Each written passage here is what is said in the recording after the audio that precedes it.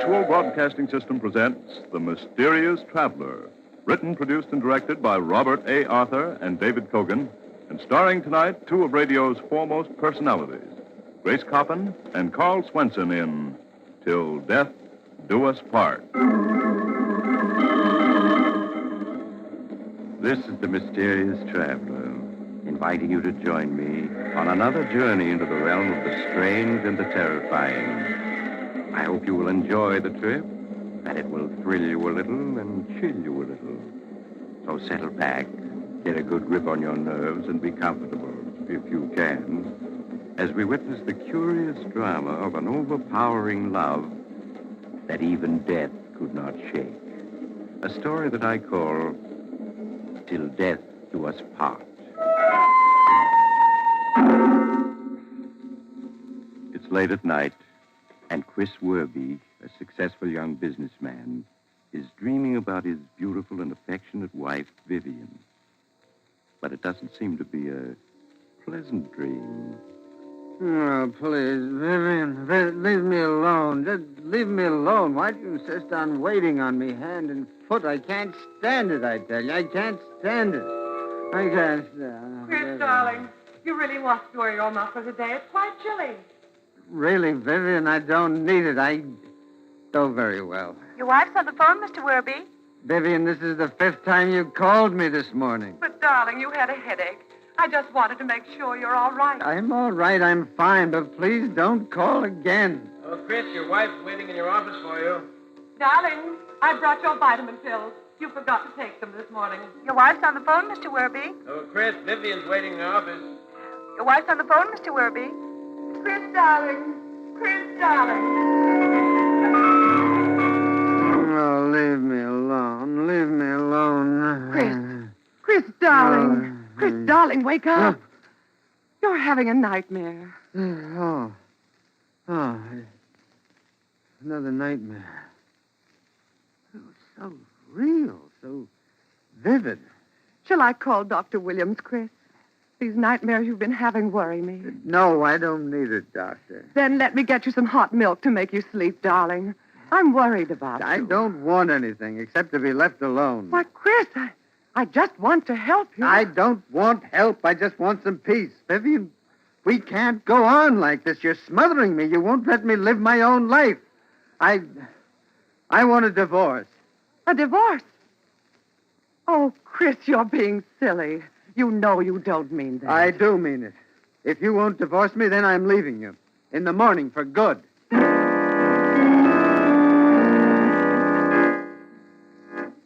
But, Chris, you can't be serious about this. I'm deadly serious, Martin. I'm leaving the business in your hands, and I am clearing out. Maybe gone for 6 months, a year. Maybe I'll never come back. But why, Chris, why? Why? Because I am drowning in an ocean of love and attention, that's why. You know Vivian. She won't divorce me, so I'm clearing out. But where will you go? I don't know. I'll get on a train, get off someplace, buy another ticket, ride a while longer, end up someplace where no one can find me. Not even Vivian. Well, Chris, if you... Oh, excuse me. Yes. Mrs. Werby is here to see Mr. Werby, Mr. Martin. Oh. Ask her to wait. Yes, sir. She mustn't see me. Stall her off, Martin. Now I'm leaving by the back way, and for heaven's sake, after I'm gone, convince her I mean it. I'm not coming back. So, Chris Werby fled from the wife who loved him so much that her love was worse than hate. He went from one city to another, crossing and recrossing his own tracks like a hunted animal. 3 months later, he found himself in Portland, Oregon. In his room at a leading hotel, he drew a long breath of freedom and picked up the telephone. Hello, room service, please. Room service? Please send up a waiter. Thank you. Oh, I think I'll stay. New York, 3,000 miles away. That ought to be far enough to give me a chance to start a new life without... Oh, that's fast service. Just a moment. Come in and, Vivian. Hello, Chris, darling. No. No, it can't be you. Well, of course it's me, Chris. Who else would it be? But I didn't even know I was coming here myself. How did you follow me? Chris, darling, I've only been a little way behind you ever since you left. Don't you understand? There's a bond between us. A bond of love nothing can break. It would lead me to you, even if you traveled to the other side of the world. What do you want? Darling, haven't you had enough of traveling? I want you to come back with me. I've made reservations on the evening plane. No. I'm not going back with you. Then I'll just have to stay here with you, Chris. Oh, darling, if you'll be reasonable, so will I. If you'll come back, I'll promise that everything will be different. I won't bother you anymore. Truly, I won't. I could only believe that. But it's true, Chris. You'll see. Everything is going to be different. Please. All right, Vivian. I'll try. Just once more.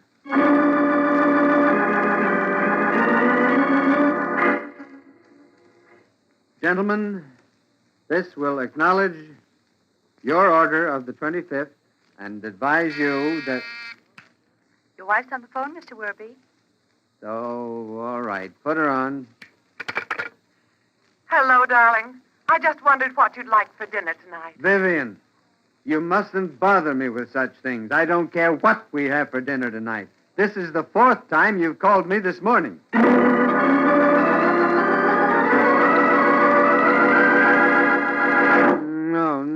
No, Chris, no. darling, what is it? Yeah.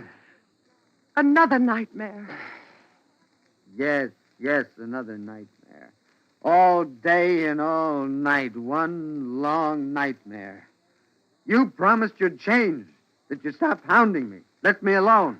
And you haven't. But, darling, I love you. I just want to do things for you. Vivian, I warn you. I only came back to see how it had worked.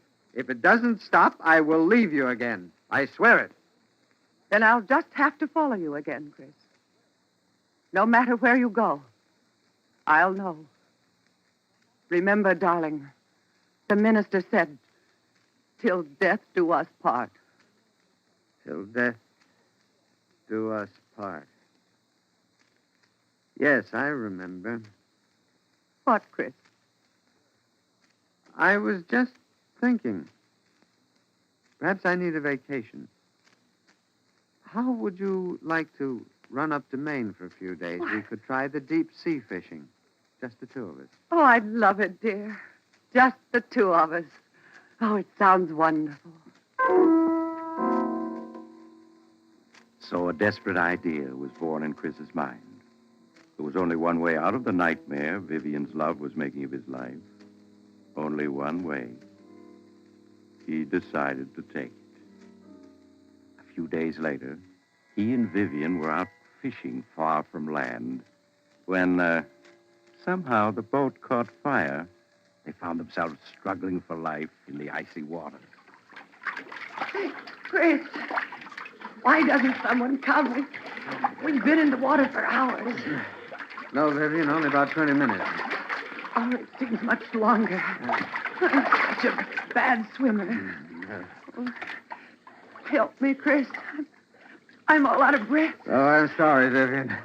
You've clung to me for the last time. You're on your own now. What do you mean? I can swim for hours. When help does come, they'll only find me, not you. Chris, you don't know what you're saying. I tried to reason with you, but you wouldn't listen. And I ran away. You followed me. It's the only way that I'll ever be free of you. You can't do this, Chris. I love you. Grabbing me around the neck isn't going to help you. No! You can't drown me. I won't let you go. I won't. Yes, you will. There. Goodbye, Vivian. Chris, save me. Don't let me drown. This is the end. Do you hear? I'm free. I'll never leave you. I love you, Chris. I'll come back.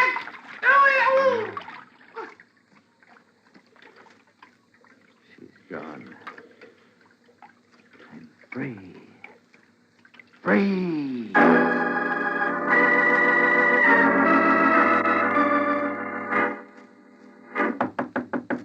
Come in. Oh, yes, Martin. Excuse me, Chris, but there's Miss Ballin to see you. Say she's an old friend of yours. Ann Ballin. Well, I should say she is. We were engaged once. Show her in, Martin. Sure, Chris. In here, Miss Ballin. Thank you. Ann. Hello, Chris. Gosh, Ann, it's wonderful to see you again. Why, it's been at least 4 years since... 5 years, Chris. 5 years, 3 months, and 4 days since you left Owenville. 5 years. Mm-hmm. A lot's happened.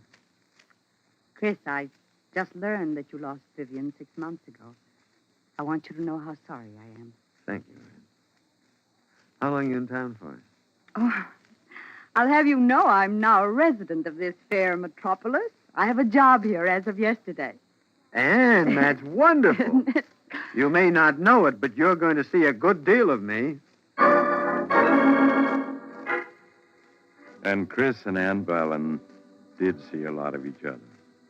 They picked up the romance that had been interrupted 5 years before when Chris first met Vivian. And 3 months later, they were married. With Ann, Chris was as happy as he'd been unhappy with Vivian. Oh, Chris, it's a lovely present. But you shouldn't have been so extravagant. Well, this is our first anniversary, isn't it? What? We've been married a whole month. Oh, my, a month. So we have how time flies. Chris, darling, are you glad I looked you up in such a shameless way? I did it on purpose, you know. I was determined to have you back at last. It was a wonderful idea, darling. I don't know why I didn't think about it first. 5 years ago, I'd have been too modest. But you see, I learned something from Vivian. Let's not talk about Vivian, dear. She was... Well, let's not talk about it. You know, you sometimes call me Vivian. Mm-hmm. Good Lord, it's just a habit, I suppose. I never think of her anymore, Ann. I swear it.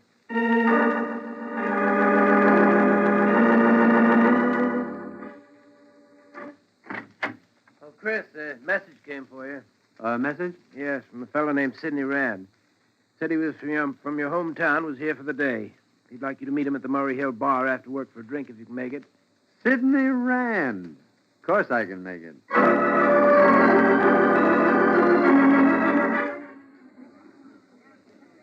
Well, this is like old times, Chris. Have another, huh? Yes, sure thing, Sidney. Bartender, 2 more of the same. Well, now tell me some more about the folks back in Owenville, Sidney. How's Sam Morris? Sam? Mm-hmm. Oh, he's married now, got 3 kids. Ah. Jeff Layton married Margie Lewis about a year ago. I suppose you heard about Ann Ballin. What can you tell me about Ann that I don't know already?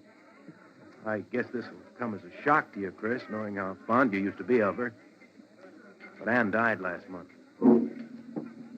What? What did you say? Ann Ballin. She died a month ago. But that's impossible. Sidney, you're wrong. Gosh, Chris, I wouldn't joke about such a thing. I was at the funeral myself with Sam Morris. But that couldn't be. That's true, Chris. They never did find out what she died from. It couldn't be. It couldn't be. Chris! Chris, where are you going? Hey, what's the matter with you? Chris, come back!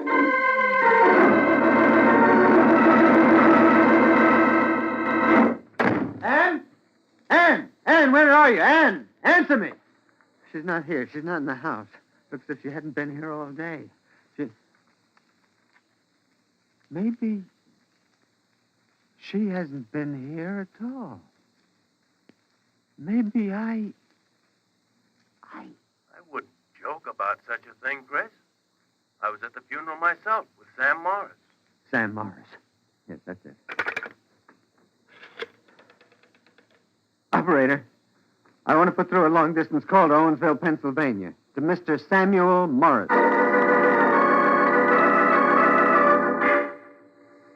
Hello? Hello? Hello? Hello, is Sam Morris there? Oh, I'm sorry. He's out. This is his mother speaking. Can I help you? Oh, yes, Mrs. Morris. This is Chris Werby. You remember me. Why, yes, of course, Chris. How are you? Fine. I want to ask something. How is Ann Ballin? Ann Ballin? Yeah. How is she? Why, Chris, Ann died last month. Ann died last month? Yes, very unexpectedly. You sure?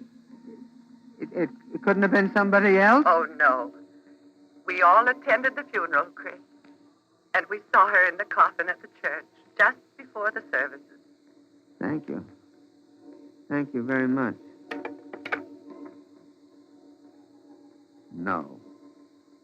I don't believe it. She's alive. We're married. I gotta go see her. I've got to go see her body for myself.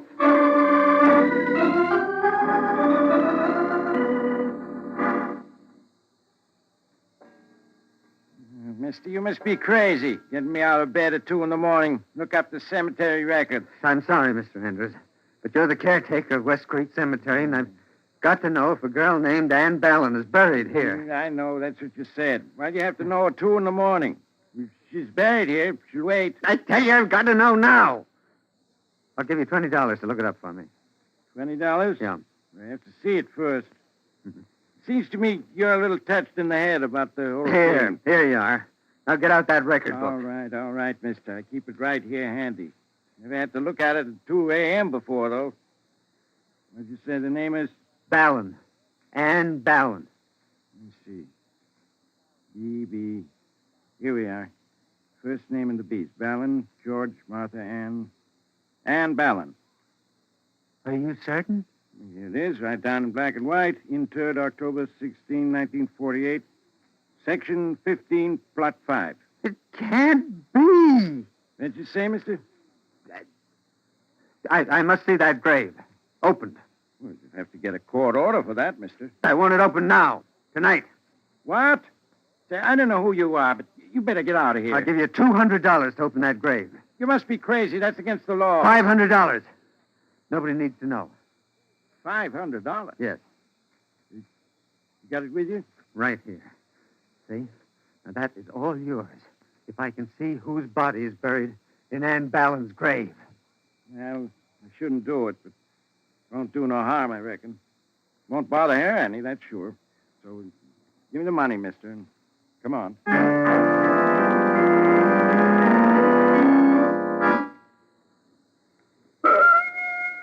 Listen to that dog. He knows what we're doing. We should be doing this, mister. The dead shouldn't be disturbed. Rest in peace, that's what the minister always says. Rest in peace till death do us part. Let's see who's inside that coffin, because Ann is not there. I know she isn't. All right, mister. I'll lift the lid now. I can't see anything. The shadows are so deep. I'll shine my light in. But be prepared now. What? There ain't nobody in that coffin. It's empty. Empty. Yes, it's empty. I knew Ann couldn't be buried here. I knew she couldn't, because a month ago I married her. Ann! Ann, where are you? Yes, Chris. Chris, here I am. Darling, where have you been all night? I've been so worried about you. Oh, Ann, it's so good to feel you in my arms again. Oh, dear, you act as though you never expected to see me again. There was a moment when I thought I wouldn't. I thought... I don't know what I thought. Chris, what happened? I've been so mixed up. You remember Sidney Rand, don't you? Yes, of course. Last evening, I had a drink with him, and he started telling me all the news of Owensville. Hmm? Then he told me that you'd been dead for a month. That I'd been dead for a month? Yeah. And then when I got home, you weren't here, and I thought... I don't know what I thought. Well, darling, it was only because I ran out of gas that I wasn't here when you got home. I should have known it was something like that, but then, I phoned Sam Morris in Owensville, and his mother said the same thing, that she'd gone to your funeral a month ago. So I drove straight up to Owensville. Chris, you didn't. I'm afraid I did. I went to the cemetery where your family's buried. And there I found a grave. Yours. My grave? Yeah. The tombstone said Anne Ballin, November 15th, 1922, October 14th, 1948. I couldn't believe my eyes. What did you do then, Chris? I paid the caretaker to help me dig up the coffin. And when we opened it, we found it empty. Anne. Anne, what is it? Why are you laughing like that? Anne. Chris, Anne Ballin is dead. Anne Ballin is dead? Anne, what's wrong with you? You're Anne Ballin. I'm not, Chris. Look deeply into my eyes. Don't you recognize me? Recognize you? Yes. I'm not Anne. They were right. She's dead. Don't you know who I am now, darling? Do you remember that day in the ocean? I told you I'd never leave you, that I'd come back to you. Vivian. No. You can't have come back. Your face, your eyes. You're Anne. Only outwardly, Chris. Close your eyes. Listen to my voice. Now you recognize me. Don't you, darling? Vivian. You are Vivian. Yes, Chris. Vivian in Anne's body. Because mine was lost at sea. You can't be. But I am, darling. Nothing can ever separate us. I love you too much. I couldn't come back to you in my own body. So I stole Anne's. You stole Anne's body? Yes, Chris. I drove her out of it. They thought she was dead. Before she was buried, I took her body. I escaped and closed the coffin so no one would know. Then I came to you. Oh, darling, now we can be together again as we were before. And I don't have to pretend to be Anne any longer. We'll be together forever. Together? Forever? Yes, forever, Chris. Nothing will ever separate us again. Not even death.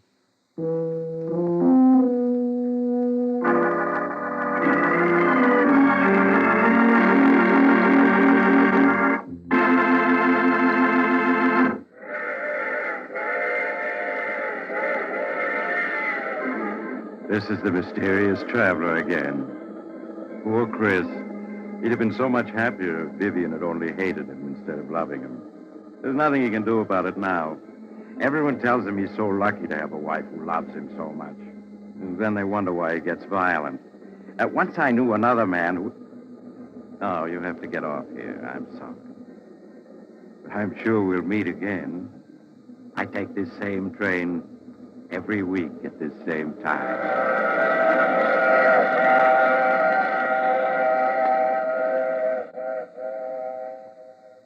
You have just heard The Mysterious Traveler, a series of dramas of the strange and terrifying. Here's an announcement of interest to listeners to this program. Mysterious Traveler comic books are now available at newsstands everywhere.